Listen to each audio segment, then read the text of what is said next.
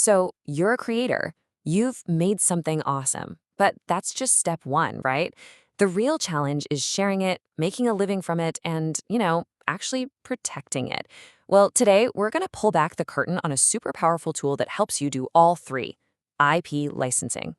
I mean, you've poured everything into this thing: your time, your energy, your passion. So now what? How do you get it out into the world without just giving it away? How do you keep control and turn all that hard work into an actual career? Let's dive in and figure that out together. All right, so we're going to break this down into four key chunks. First up, the big question: should you license or sell? Then we'll get into the paperwork, how to make it official. After that, we'll see how this stuff actually works in the real world. And finally, we'll talk about the limits, because yeah, there are limits. Okay, so let's jump right into the first and honestly, probably the biggest decision you're going to face. Are you going to hand over the keys to your creation completely, or are you just going to let someone borrow them for a while? The difference here is actually pretty simple if you think about it like a house. An assignment, that's a sale. You sell the house, you hand over the deed, it's not yours anymore, period. A license, though, that's like renting. You still own the house, but you're giving someone permission to live in it, right?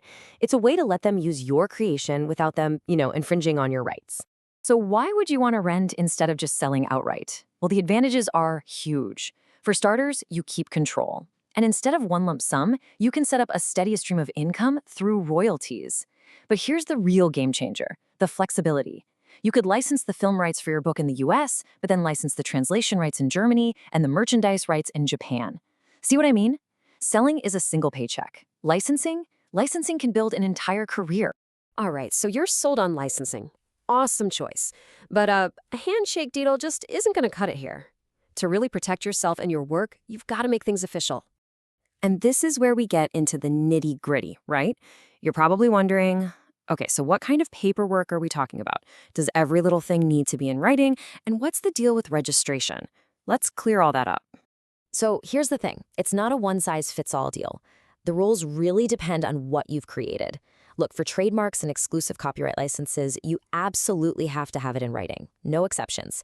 But here's a wild one. For a patent, an oral license can technically be valid. Now, would I ever recommend you do that? No way. Get it in writing, always. That contract is your shield. And don't forget registration. It's super important, especially for patents and designs, if you ever need to enforce your rights. But why all the fuss about registration? Let me paint a picture for you. Imagine you license your shiny new invention to Company A. Great, but you don't register the deal. Then, a year later, you sell the whole patent to Company B. Now, Company B has no idea about your deal with A. And just like that, Company A's license could become totally worthless. See? Registration is basically you planting a flag and telling the whole world, hey, this deal exists. Okay, so that's the theory. Enough textbook stuff. Let's see how all these rules actually play out in the real world, especially in the crazy digital age we're all living in. Sometimes a license isn't something you sign on a dotted line. It can be implied just by the situation itself. It's basically the law looking at a situation and saying, well, for this to make any sense at all, there must have been permission. It's like legal common sense.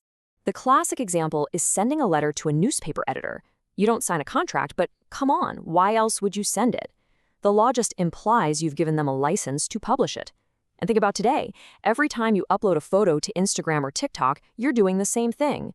Buried in those terms of service is an implied license for them to show your content to the world. So, what about the internet, the Wild West of everything?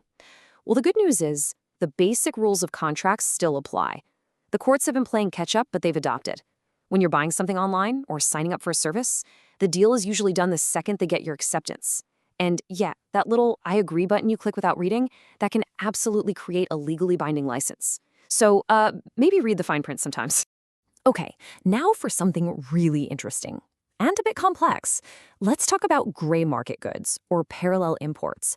This is when someone buys your genuine product in one country and then imports it to sell in another without your permission.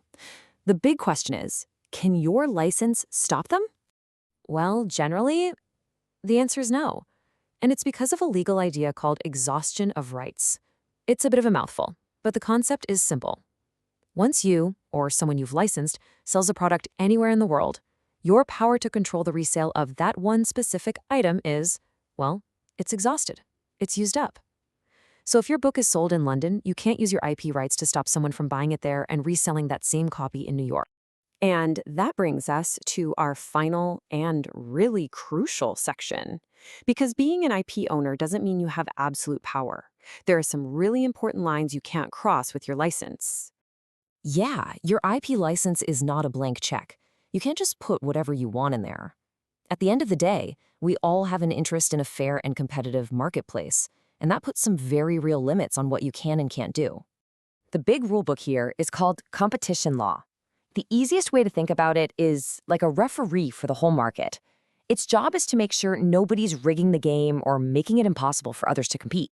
And your licensing agreement has to play by these rules. So you can't use your license to team up with competitors to fix prices, you can't agree to limit how much you produce just to drive prices up, and you definitely can't carve up the map and say, you take the East Coast, I'll take the West. All of that stuff is a huge no-no. It's anti-competitive and it's illegal. Now, as the creator, you almost always have the right to say no. You can refuse to license your work to anyone you want. Even if you're a massive company, just saying no isn't considered an abuse of power. But there is a tiny exception. It's when your IP is considered an essential facility, meaning it's something that other businesses absolutely need to compete, and there's no other way to get it. In those super rare cases, refusing to license could be seen as trying to kill off the competition. And this really gets to the heart of everything, and it's summed up perfectly by this quote from the World Trade Organization. Look, the whole point of IP law isn't just to protect creators. It's about finding this incredibly delicate balance. We want to reward creators to encourage them to keep innovating, but we also need to make sure those innovations benefit everybody, both the people who make stuff and the people who use it. Which leaves us with one last really big question to chew on. In this constant push and pull between a creator's rights and the public's need for innovation, have we actually found the right balance? It's the question at the very center of all of this, and how we answer it is going to shape the future of creativity. So, what do you think?